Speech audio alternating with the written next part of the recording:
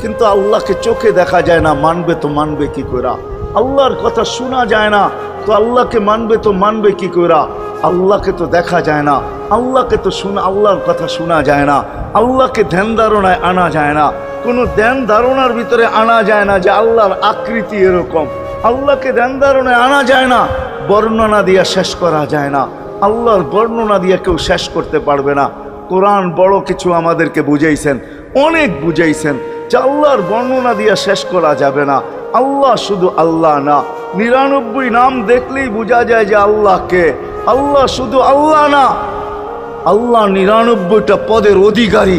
বিদায় আল্লাহ ধরা ছোঁয়ার বাহিরে। আল্লাহ মানুষ প্রশ্ন করতে পারে, আপনাকে মানবো তো মানবো কি কইরা, পাবো তো পাবো কি কইরা?